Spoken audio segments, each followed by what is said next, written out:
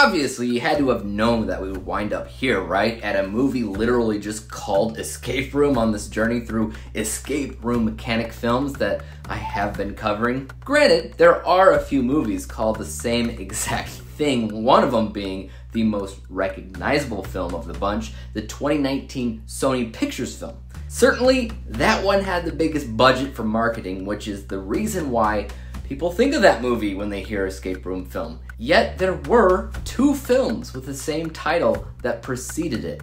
The first one being this one, 2017's Escape Room, a film writer-director Will Wernick decided to make because he was told nobody ever made an escape room movie before. And given how popular they were at the time, he decided to make one. So while I can't find out if this is true or not, this may in fact be the very first film about an escape room. Time to see if it's worth it. No pressure. In this 2017 horror mystery thriller, 6 friends find themselves celebrating one of their birthdays and decide to go to, you guessed it, the titular escape room.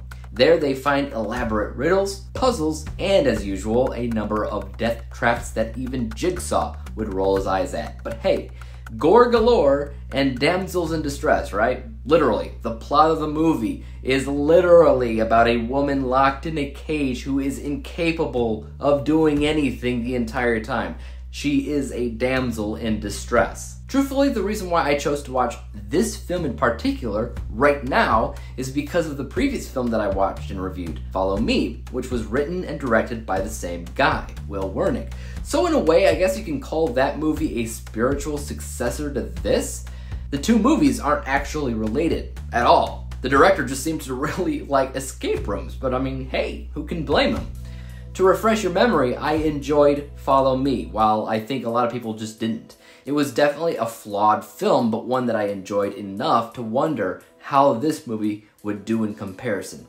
The answer to that is, it was fair. Parts of this are better, parts of Follow Me are better. In certain ways, it's a wash, and I wouldn't be surprised if it's more of a preference thing for you at the end of the day. I had one major concern going into this film though, that it would just be a penny saver version of Saw.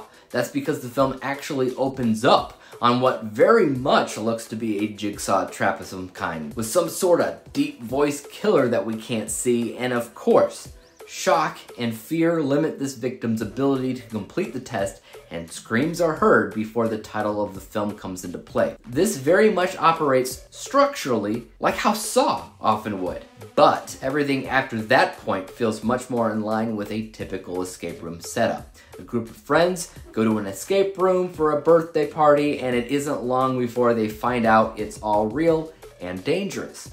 The games themselves aren't insanely elaborate, but instead feel genuinely like what you might find at a real escape room for the most part. That's one commonality between this film and Follow Me. The writer-director clearly likes the parts of an escape room that use your intellect to solve riddles and clues. Now, I will say, some of the riddles and the games in this film don't make a lot of sense, nor are they explained as to how the characters come up with the logic behind their ability to solve them. Unfortunately, that's actually one of the biggest reasons why these movies are a fun experience for me. I like to solve alongside the characters.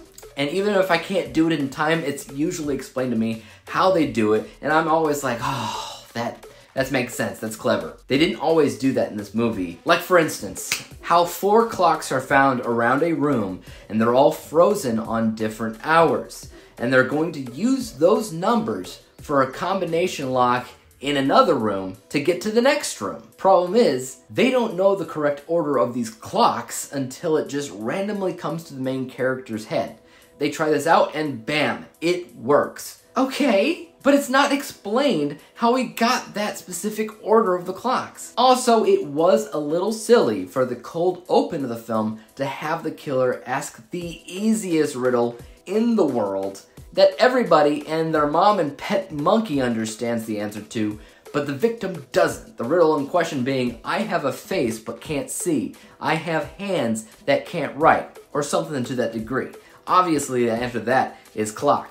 But no, the victim was like, a face can't see, hands can't write. Finally, whatever twist it was trying to convey at the end just wasn't as clear as they probably wished it was, and it feels a lot more like a lead up to a sequel of some kind, which obviously never happened, even though the director made another escape room film. That's because I don't think the ending was supposed to hint at a sequel. I think it was just a little bit confusing and poorly thought out. So in essence, both Escape Room and Follow Me are films that I consider to be mostly decent, but more flawed than not. I won't lie, this one had a slow start, but once the gang get to the escape room, there's a lot of riddles and puzzles that they go through. Only a handful lack sense and feel like they're rushed through to get to the next part.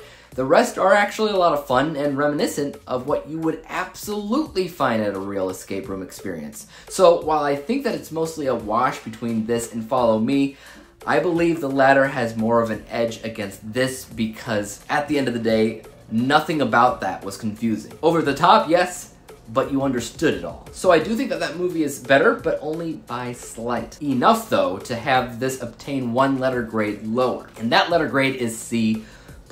At this point, there's a lot of escape room movies out there. Whether you're talking about films that literally have an escape room that people are trying to escape, or you're talking more metaphorically like the tropes found within escape rooms found in other films. There's just so many out there that it's going to be hard to convince anybody to watch this movie versus the others. I've enjoyed a lot of the movies that I've watched for this little series that I've made for myself. I have. There's some hidden gems in there for sure that feel unique, that feel fresh and original. And there's just something about this that feels more like it's trying to copy off of other films, even though it might have been the very first escape room movie.